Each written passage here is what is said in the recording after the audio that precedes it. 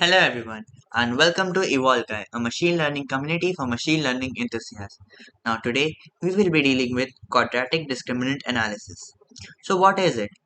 So Quadratic Discriminant Analysis (QDA) is a statistical technique used for classification tasks. To understand QDA, let's imagine you have a group of friends and you want to predict whether a new person will enjoy a certain type of activity. In QDA, each friend represents a different category or class of people who may or may not enjoy the activity. For example, one friend might represent sports enthusiasts, another friend might represent book lovers, and so on. QDA assumes that data from each class follows a specific distribution called a quadratic distribution. It means that the data points from each class form a curved shape like parabola. To make a prediction for new person, QDA calculates the probability that the new person belongs to each class based on their features or characteristics. It uses the quadratic distribution assumptions to estimate these probabilities. QDA builds a separate quadratic function for each class to estimate the probability of new person belonging to that class. This quadratic function captures the shape and characteristics of the data point in each class. Okay, so just look at this diagram. Okay, so here a new person's features are given. QDA calculates the probability of the person belonging to each class using the corresponding quadratic function. It then assigns the person to the class with the highest probability. So we can say that quadratic discriminant analysis is like having a group of friends who represents different classes of people. Each friend has a quadratic function that describes the probability of a new person belonging to their class. By calculating the probabilities based on the person's feature and choosing the class with the highest probabilities, QDA predicts the most likely class for new persons. Okay, now moving to the practical part. Okay, so now first we will start by importing the pandas library, and we will read the dataset using the read CSV function, and we will get all the data information using the info function. Then we will assign all the columns that we have to take from the user and store it in features variable, and the prediction class will be predicting column will be stored in prediction class variable. So and their values will be stored in X, and for the features, and for prediction class the values will be stored in Y. X will have all the data that our user will give us as the input, and Y that it will get as output from the machine learning model. Now this is the training and testing part. Here we have to train here we have to split the data into training and testing part. So here we have assigned test size as 0.30, which is an ideal, as we have already discussed in our earlier videos, that the testing part should always be less and training part should always be more. So here the training and testing part is divided into the ratio of 7:3. That is 70% is the training part and 30% is the training part. More that a model will be trained, more accurately it will predict the results.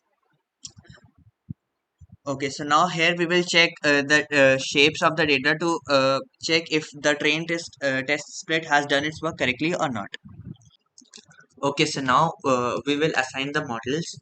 So from discriminant analysis, we will import quadratic discriminant analysis model and assign it to CLF variable. Now we will fit this variable or this model with the training data, that is X train and Y train. Now using this model, we will try to predict X test data and store it in Y pred variable. Now from sklearn, we will import metrics, and using the accuracy score, we will try to calculate y-test and y-pred uh, using this y-test and y-pred variable. Now, for every y-test and y-pred value being same, the accuracy will increase, and for every dissimilar values, the accuracy will decrease. So, for this model, for quadratic discriminant analysis, we have got an accuracy of 95.55. Now, for since it forms a mathematical equation to solve all its problems, so I think this model works better on prima diabetes datasets. So let's go to the Visual Studios and have a look. Okay, so now we have come to our Visual Studios. So I'll just quickly run all this code. Now we will start by importing the pandas library, and using the read CSV function, I'll read the dataset, that is iris dataset, and then we will use info to take out all the columns and required informations. So it gives us the data entries, number of data entries, number of columns, if the value is null or not, the data types, the objects, and the amount of data types present. And it also gives us the memory we have this data set has consumed. Now we will make two lists, that is features, feature class and prediction class. So feature class will have all the column names that a user will give us as the input, and prediction class will be the column where the user's input will be calculated and output will be predicted. Okay, so their values will be then stored in x and y, which we have done in this snippet. So x will have all the data values from feature class, and y will have all the prediction values from prediction class. Now we will split the data as I have told earlier in my in all the videos what this function do. So it splits the data on the basis of x and y, and the test size it takes is like 30%. You can adjust this by changing this number, and you can give anything between 0 and 1. So we will check by printing the shapes. So we can see that the training data is more and the testing data is less. Okay, now SQL under discriminant analysis, we will import quadratic discriminant analysis. Now, since this is a linear discriminant, it is a modified version of linear discriminant analysis.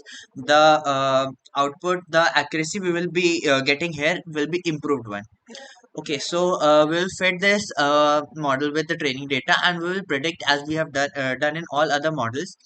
We will predict the values on the basis of the model of X test, and then store it in YPRED. Okay, so now we will from sklearn.matrix we will calculate accuracy score, and we can see that the accuracy we have achieved here is 97.77. Now which is a good one. Okay, so now we will be moving to the conclusion part for concluding our video. Okay, so we have now reached our conclusion. So I would like to conclude this video by saying that quadratic discriminant analysis is a classification algorithm that assumes that the data follow a quadratic distribution within each class. Its advantage lies in its ability to model a complex relationship and capture non-linear decision boundaries. QDA performs well when the distribution have different covariances or when the decision boundaries are curved. It is also robust to outliers compared to other linear classifiers. However, QDA requires estimating a separate covariance matrix for each class, which can be challenging when the number of features is large and the data is high dimensional. This increases the risk of overfitting, especially with limited training data. QDA may not perform well when there are insufficient samples in some classes or when the class distribution are highly imbalanced. Additionally, like LDA, QDA assumes that the class distribution follow Gaussian distribution, which may not hold in certain real-world scenarios. So this was it for this video. I hope you all enjoyed the learning, and we'll just meet in the next video. So thank you, and happy learning.